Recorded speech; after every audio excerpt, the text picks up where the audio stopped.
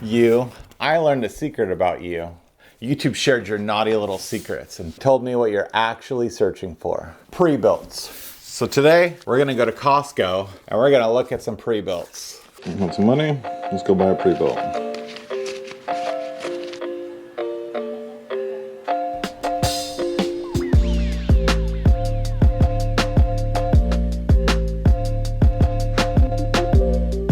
Alright, so we have Ryzen 9 9900X, 32 gigs DDR5, 2 terabytes with a 5080, $2,600. That's crazy. And then 5070 9800X3D isn't bad.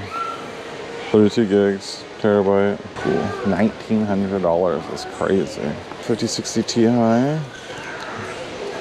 8 gigs. That's awful. Core Ultra 7 265. We have the 5060 Core Ultra, 32, 2 terabyte, 5060, 8 gig. Core Ultra what? Core Ultra 5 225F. All right, this is what we're gonna go for. Well, what else do we have here? This is a OmniDesk R7 32 gig. What is it? Ryzen 7 8700G. So it's integrated graphics. 32 gigs, 1500 megahertz, Wi-Fi 6. All right, I guess we're going with this guy, huh? Better come with keyboard, right? It does come with a keyboard and mouse.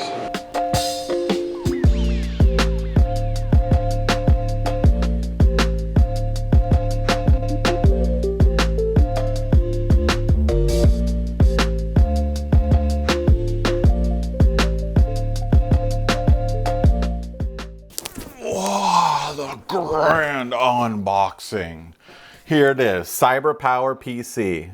We're rocking Windows 11 Home, Intel Core Ultra 5 225F up to 4.9 gigahertz, 32 gigs of DDR5, 6400 megahertz, an NVIDIA GeForce RTX 5060 8 gigabytes, 2 terabyte PCIe Gen 4 NVMe SSD with built-in Wi-Fi and Bluetooth.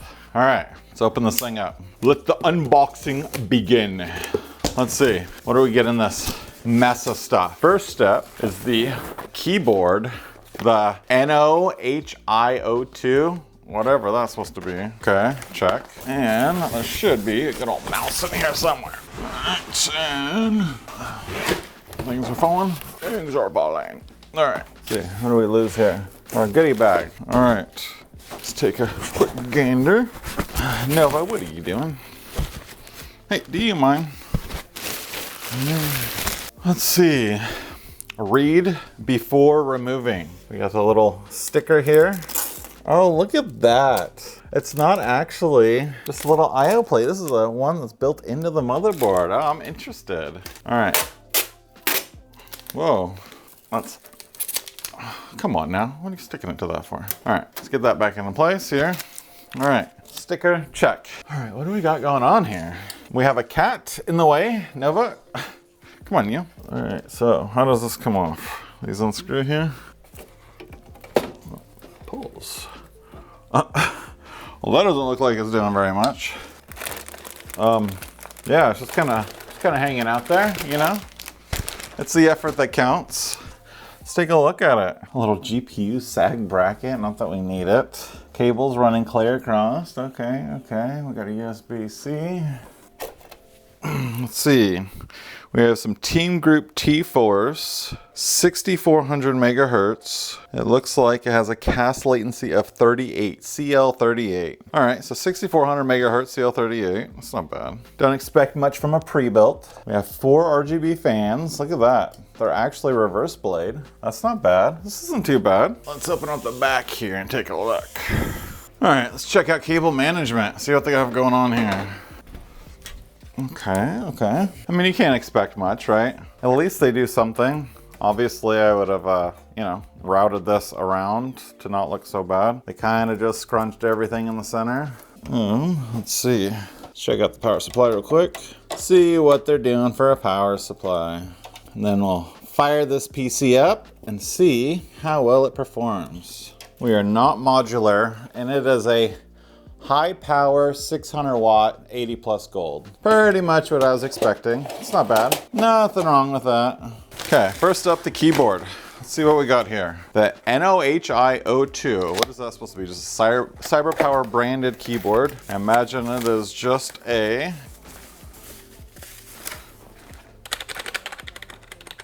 yeah, it is just a membrane keyboard. Just a membrane keyboard. Looks like we have a little volume tab up here. Just your generic. It's got the little feet stands, adjustable feet stands, more than you can say for a lot, right? I'll try that out, see how well that functions. And then we have our goodie bag. Let's see, important, please read. Let's take a look here. All right, important, read this first. Quick start guide. Remove the expanded foam. Proudly assembled and supported in the USA. Let's see, we have our power cord, we have our Wi-Fi antennas, and we have our mouse. The CyberPower Elite M2. Here is the box. And here is the mouse. Looks like we have some RGB accent. It's not autofocusing. All right, so here's the mouse. It's just a generic mouse. And we have a little RGB strip right here. Curious to see how that looks. All right, we ready? Let's see if this thing fires up. Let's see if it's a seamless experience. You ready? Hey, look at that. That's kind of cool, actually. The RGB here and around the edge. That's cool. So we have the RGB on the mouse. Can you see that? And then we have our RGB keyboards. Doesn't look too bad. I mean, the RAM looks super ugly, but it's not bad. All right, well, it fired up. It looks good. Let's get a better look at the PC over here, huh? Look at that. It doesn't look too bad. I really like this little RGB strip right here. And then it goes across the whole panel up here, which is really cool. Looks great.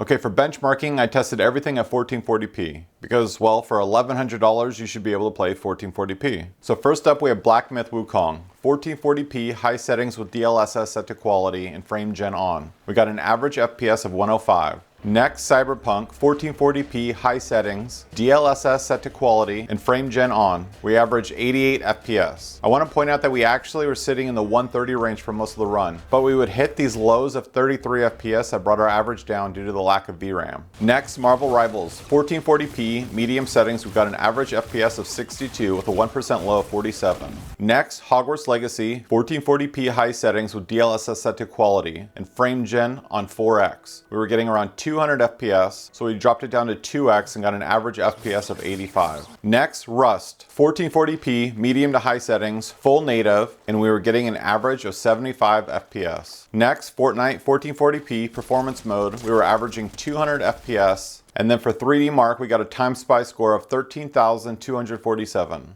All in all, it's not bad. Now, what everyone else does is compare the prices if you're buying all the parts anew. It usually comes out to be really close, and in this case it does. It comes out to be around $1,050. The problem is you're on a dead platform and you're paying a premium for it. The motherboard they use is a B860 that goes for $170. You could easily pick up a decent B650 with Wi-Fi for $130, save $40. The CPU is a Core Ultra 5 225F for $180. You could easily get a Ryzen 5 7600 or even a 9600X for the same price. The power supply goes for $80, and you could get something like the Segotep 650 watt for $55 and save another $25. Get a case you like for $60, and you can use the difference to get a 9060 XT 16 gig, or if you really want NVIDIA, shoot for the 5060 Ti 16 gig or even the 5070. All of those are a far better option in my opinion. However, if you're completely set on a pre-built, it's not bad. I searched absolutely everywhere, and I found the best pre-built for that price range. It's pretty much the same thing, it still has a 5060, but it comes with a Ryzen 5 9600X on a B650 motherboard.